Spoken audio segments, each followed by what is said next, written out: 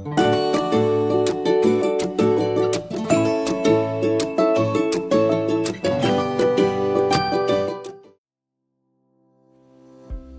semuanya, kembali lagi di kelas informatika kelas 7.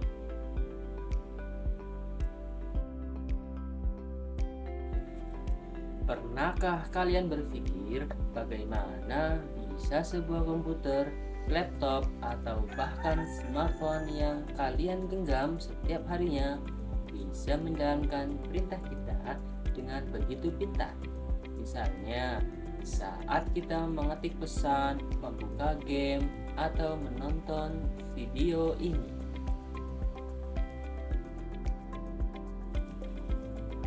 Nah, hari ini kita akan membongkar rahasia di balik layar tersebut.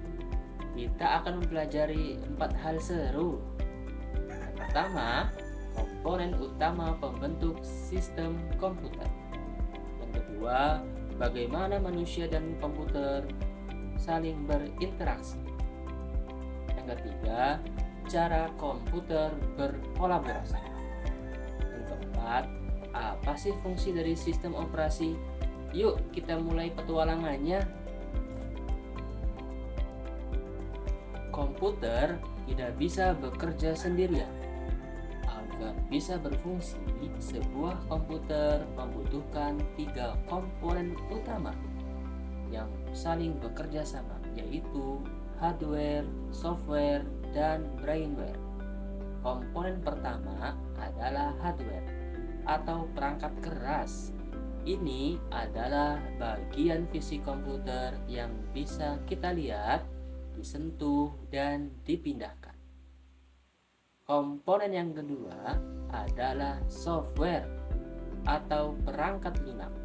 Berbeda dengan hardware, software ini tidak memiliki wujud fisik.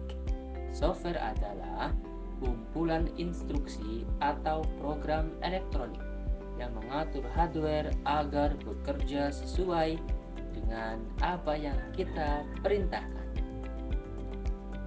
Komponen yang terakhir adalah brainware. Brainware itu kita sendiri loh, yaitu manusia yang memiliki akal untuk memberikan perintah dan mengendalikan sistem komputer. Ingat ya, secanggih apapun perangkat keras atau perangkat lunak yang ada, tidak akan ada artinya tanpa manusia yang mengoperasikannya. Hardware atau perangkat keras. Contohnya ada CPU, Central Processing Unit. Ini adalah otak dari komputer yang bertugas memproses semua instruksi. Lalu ada RAM, Random Access Memory, tempat penyimpanan dan data sementara ketika komputer sedang memproses sebuah data. Lalu ada hard disk, tempat penyimpanan data jangka panjang, seperti untuk menyimpan foto, video, dan dokumen lainnya. Lalu ada perangkat pendukung lainnya, seperti keyboard dan mouse, speaker, monitor, dan sebagainya. Software ini dibagi lagi menjadi 2 jenis. Yang pertama ada sistem operasi. Software utama yang mengelola perangkat keras dan menjadi fondasi agar aplikasi lain bisa berjalan. Lalu ada aplikasi, perangkat lunak khusus yang dirancang untuk membantu kita melakukan tugas tertentu seperti browser internet, ada Google Chrome atau aplikasi edit video, Photoshop, atau pemutar video, MP player, dan sebagainya.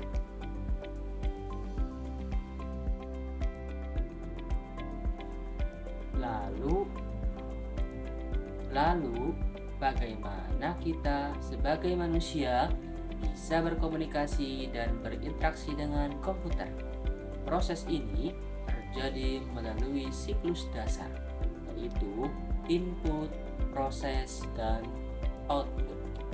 Input, data atau perintah yang kita masukkan ke komputer melalui perangkat input seperti mengetik di keyboard atau mengklik mouse. Lalu ada proses.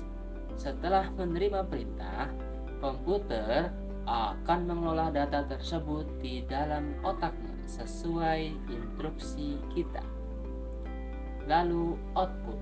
Akhirnya, komputer menyajikan hasil pemroses tersebut kepada kita melalui perangkat output seperti menampilkan di monitor atau mencetak sebuah dokumen melalui printer. Tahukah kalian, komputer di zaman sekarang tidak hanya bekerja sendirian di meja. Sistem komputer saat ini dirancang untuk bisa saling bekerja sama atau berkolaborasi. Kolaborasi ini memungkinkan berkat adanya jaringan internet. Dengan internet, komputer kita bisa terhubung dengan komputer lain di seluruh penjuru dunia. Salah satu teknologi kolaborasi yang paling populer saat ini adalah cloud computing atau komputasi awan. Melalui cloud computing, kita bisa menyimpan data dan mengakses di server jarak jauh secara bersama-sama dalam waktu yang bersamaan. Contohnya, saat kita melakukan kerja kelompok secara daring untuk mengedit satu dokumen yang sama tanpa harus bertatap muka. Nah, di bagian awal tadi kita sudah sempat membahas tentang sistem operasi. Peran sistem operasi ini sangat krusial loh. Contoh sistem operasi yang kita sering temui adalah Android di smartphone kalian. Ada Windows dan macOS di laptop sekolah yang kita gunakan, ataupun Linux. Apa saja sih fungsi utama dari sistem operasi? Yang pertama yaitu mengatur dan mengelola perangkat keras. Sistem operasi memastikan CPU, RAM, dan hard disk bekerja secara harmonis. Yang kedua, menyediakan antar muka atau interface. Sistem operasi memberikan tampilan visual agar kita bisa mengoperasikan komputer dengan mudah. Yang ketiga, mengelola file dan data. Sistem operasi mengatur, menyimpan berkas kalian agar rapi dan mudah dicari.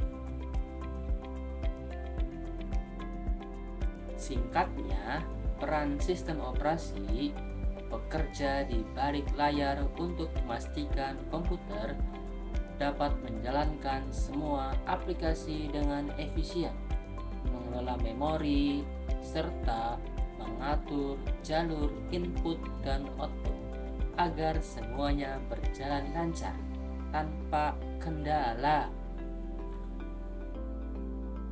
Wah, tidak terasa kita sudah belajar banyak sekali hari ini.